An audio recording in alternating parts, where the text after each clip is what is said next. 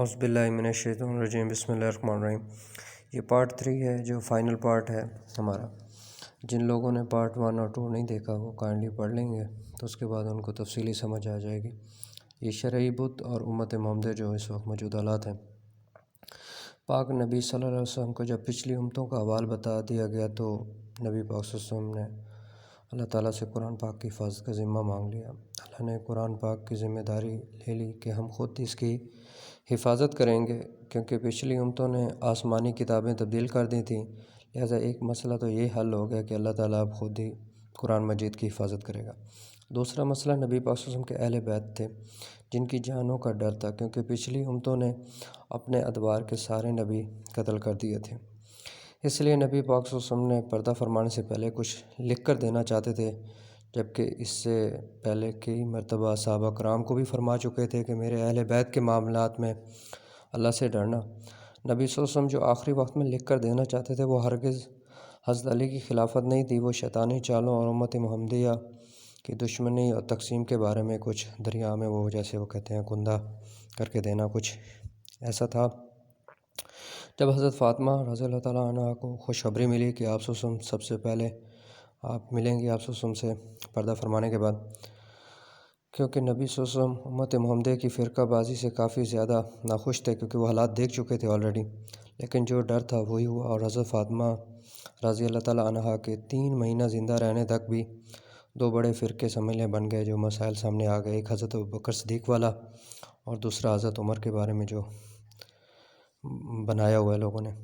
یہ سچ ہے کہ حضرت فاطمہ رضی اللہ تعالیٰ عنہ اگر کچھ مہینہ یا سال زندہ رہتی تو شیطان منافقین کے ذریعے شہید کروا دیتا، لیکن بعد میں جو اہل بیت کے ساتھ ہوا کربلا تک، اور پھر شیطان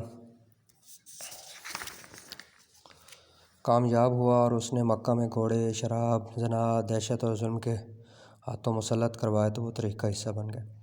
اب شیطانی طاقت کیا ہے؟ نبی صلی اللہ علیہ وسلم نے 23 سال محنت کی، مصائب برداشت کیے، عمرہ اور حج کیے، لیکن فتح مکہ کے موقع پر جب ہر طرف اسلام عام ہو گیا، مطلب سب مسلمان ہو گئے، تب جا کر مکہ کے اندر جو خانہ کعبہ سے نبی صلی اللہ علیہ وسلم حضرت علی نے بت نکالے اور توڑے۔ نبی صلی اللہ علیہ وسلم نے ربی ادخلنی مدخال صدق واخرجنی مخرج صدق واجعلنی من لدنک سلطانا نصیرا، یہ آیت پڑھ رہے تھے، ہاتھ میں ایک چھڑی تھی اور کندھوں پر حضرت علی تھے اور بت ٹوٹ رہے تھے اور گرا رہے تھے۔ حضرت علی نے عرض کی یا نبی اللہ، آپ کی اجازت ہو تو آسمان کو ہاتھ لگا لو۔ سبحان اللہ۔ ایک طرف نبی صلی اللہ علیہ وسلم کے کندھوں کی طاقت معجزہ تھا کہ آسمان کو ہاتھ لگا لو، اور دوسری طرف شیطانی طاقت کا توازن دیکھیں کہ 23 سال کے بعد جا کر وہ بت اندر سے نکالے جا رہے ہیں۔ فتح مکہ کے موقع پر بت ٹوٹے، اور پھر جب اہل بیت اس دنیا سے رخصت ہو گئے، پھر خانہ کعبہ میں گھوڑوں، شرابوں اور زنا کی شکل میں بت انسانی شکل میں وارد ہو گئے۔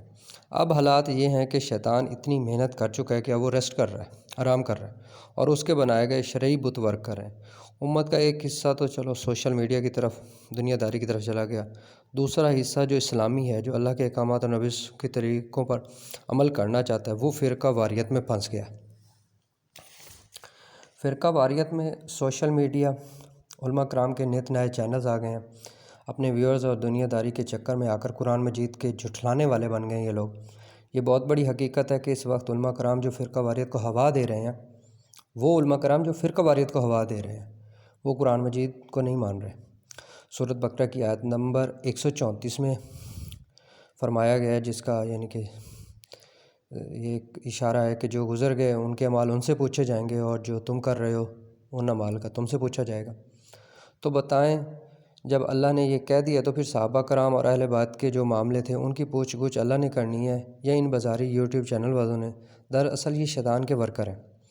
مجھے رونا آتا ہے جب فرشتے کہتے ہیں اللہ تیرے بندے لڑ رہے ہیں، ان سے خلافت چھین لی جائے، اس قابل نہیں ہے۔ اسی فرشتوں کے تانوں کے چکر میں اللہ نے ہاروت ماروت کو بھیجا تھا، چاہو تم بھی دنیا کا مزہ چکھو نا، کتنی مشکل ہے دنیا میں وہاں رہنا، شیطانی چالیں کتنی سخت ہیں۔ خیر وہ ایک اور چیپٹر ہے۔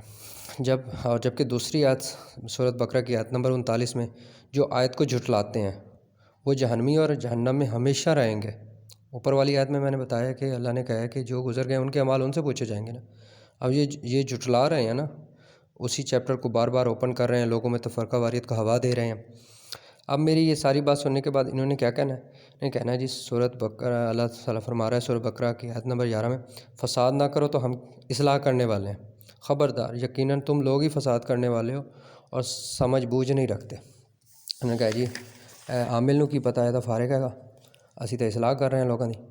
پہلا حصہ دنیا داری دے چکر دے چلا گیا، دوجا حصہ علماء کرام فرقہ بارے، اب تیسرا حصہ یہ وہ لوگ ہیں جو اللہ اور اللہ کے نبی صلی اللہ علیہ وسلم کو نہیں چھوڑنے والے، ہر حال میں اللہ کی طرف مائل رہتے ہیں، لیکن ان کا رگڑا بھی نکل رہا ہے۔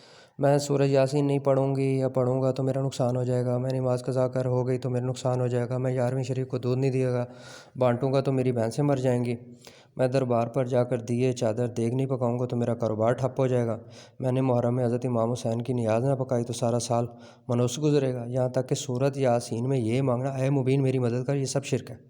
نفع نقصان اللہ دینے والا ہے، عبادت قبول کرنے والا نہ کرنے والا اللہ کے تعالیٰ کی ذات ہے۔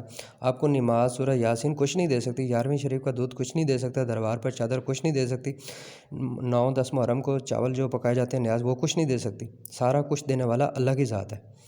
اور یہ شیطان کی آخری چال ہے کہ بے نمازی ہوا تو پھر بھی جنت میں چلا جائے گا، لیکن اگر مشرک ہوا اور تہجد گزار بھی ہوا تو یہ مشرک ہی ہو کر مرے گا اور پھر یہ جہنم میں رہے گا، جنت میں نہیں جا سکتا۔ تو اس لیے وہ کوشش کرتا ہے یہ جو عبادت کرنے والے ہیں ان کو شرک میں ڈال کر ان کا رگڑا نکالو۔ اب چوتھا اور آخری حصہ وظائف کی دنیا اور عاملین، پریاں، موکل، شہزادے، یہ جو ڈرامے رچے ہوئے ہیں۔ قرآن مجید کی جو طاقت ہے وہ جتنی زمینیں ہیں اور جتنے آسمان ہیں، ایک زمین آسمان نہیں، جتنی زمینیں اور جتنے آسمان ہیں اور جتنے جہان ہیں اس کے اندر ان سب سے زیادہ ہے۔ جبکہ یہ جو وظائف بتائے جاتے ہیں، سورت کوئی پڑھ لی، کوئی اللہ کا نام پڑھ لیا، اسم اعظم پڑھ لی، یہ انڈیکیٹر کی طرح ہوتے ہیں، مطلب ایک اشارتاً ان کی طاقت بہت معمولی کم ہوتی ہے، جبکہ جو نادرہ آپ قرآن مجید پڑھ رہے ہوتے ہیں اس کی طاقت بہت زیادہ ہے۔ لہٰذا برائے مہربانی فرما کر قرآن مجید پڑھیں، کم سے کم متواتر 3 مرتبہ ختم کریں، پھر کسی اللہ والا سے وظیفہ پوچھیں۔ اور یوٹیوب پر ایک آدمی ایسا بھی ہے جو شیخ الوظائف ہے اور وہ بھی لوگوں کو کہہ رہا ہے یا کہارو پڑھو، یا کہارو کے بارے میں بھی میں ویڈیو دوں گا۔ اور مجھے بہت زیادہ دکھ ہوا ہے کہ اللہ تعالیٰ کے اتنے سارے نام ہیں اور قہر برسانے والا ہی لوگوں کو نام دیا جاتا ہے کہ یہ پڑھیں اس سے مصیبتیں دور ہوں گی۔ اللہ ہمیں ہدایت کاملہ دے، غیبت نہیں کرنی، برا بھلا نہیں کرنا، سچ بات حق بات کرنے سے اگر تقسیم، نفرت، لڑائی جھگڑا، بے ادبی معاشرے کے اندر پیدا ہوتی ہے تو سچ بات نہیں کرنی چاہیے۔ بہت سے علماء کرام جن کی زبانیں، یہ مولوی حضرات ہی مجھے کمنٹ کریں گے نا یہ حدیث کے بارے میں کہ وہ کون سے علماء کرام ہیں جن کی زبانیں، باقی کچھ نہیں لگتا۔ دعاؤں میں یاد رکھیے گا، اللہ ہمیں اور جو ہے نا ہدایت کاملہ عطا فرمائے اور آپس میں جڑ کے رہنے کی توفیق عطا فرمائے، ایک دوسرے پر انگلیاں اٹھانے کے بجائے ایک دوسرے سے گلے لگ کے ملنے کی توفیق عطا فرمائے۔ الہی آمین۔ اللہ حافظ۔